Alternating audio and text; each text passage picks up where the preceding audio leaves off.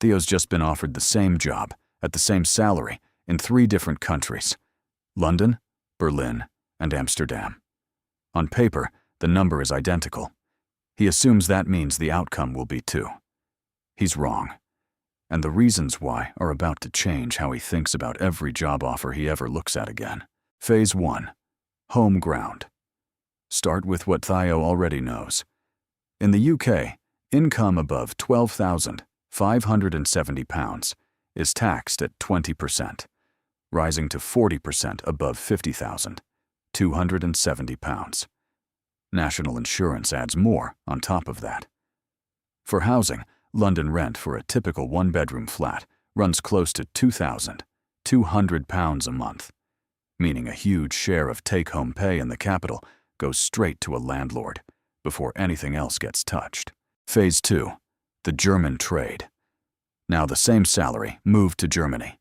Income tax starts at 0%, up to €12,348.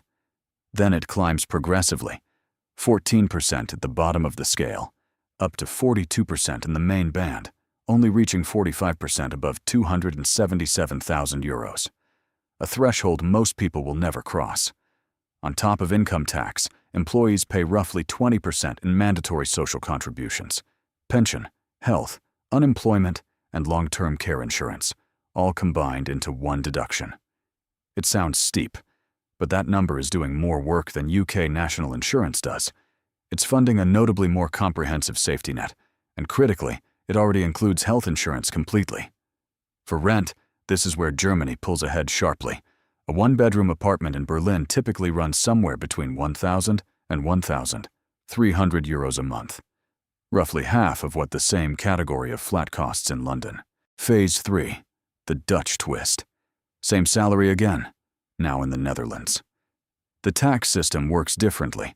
Instead of many small bands, there are essentially 2 real brackets for most working-age earners: 35.75% up to €38,883, then a jump straight to 49.5% above that.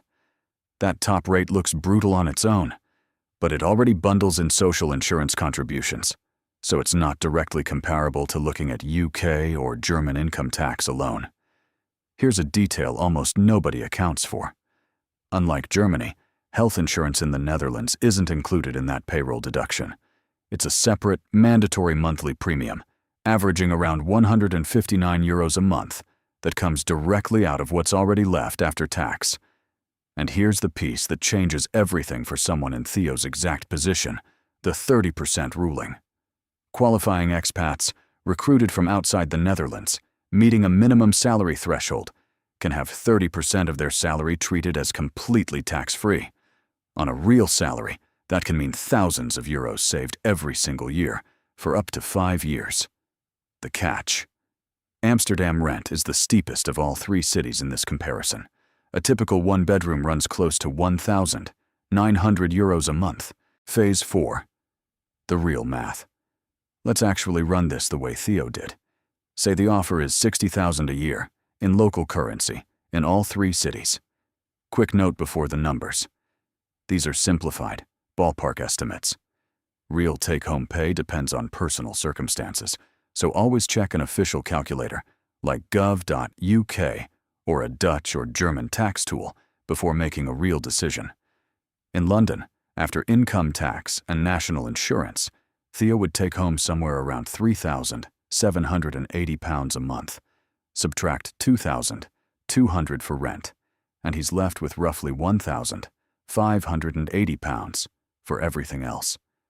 In Berlin, after income tax and social contributions, take-home lands around €3,030 a month. Subtract rent of around €1,150, and he's left with roughly €1,880. Noticeably more breathing room than London on the same salary. In Amsterdam, without the 30% ruling, take home after tax and the mandatory health premium lands around €3,270 a month. Subtract rent of €1,900, and he's left with roughly €1,370, the tightest of the 3. But if Theo qualifies for the 30% ruling, And at this salary, he would. The picture changes substantially. Take-home rises to somewhere around €4,200 a month after the health premium. Subtract the same rent, and he's left with roughly €2,300. The strongest outcome of all three cities on the exact same salary. Phase 5. The real lesson. This is the mistake Theo almost made, comparing three countries using only the salary number, as if that number means the same thing everywhere. It doesn't. The real comparison isn't gross salary. It's take-home pay, after tax and mandatory costs, minus rent in the specific city he'd actually be living in. And as the Netherlands example shows, one single eligibility detail, the 30% ruling, can completely reverse which country actually comes out ahead. This is also worth remembering before trusting any generic, average salary by country comparison online.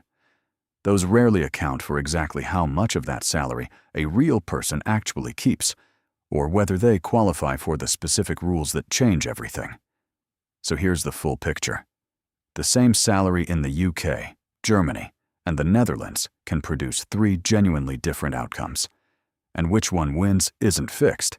It depends on the real numbers, the real city, and whether specific rules like the 30% ruling actually apply to you. Theo's takeaway wasn't to chase the highest number on the offer letter.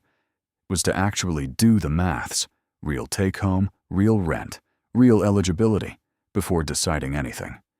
If you had this same offer in all three countries, which one would you actually take once the real numbers are in? Let me know in the comments, and subscribe for more of Theo's story and real UK and Europe finance breakdowns.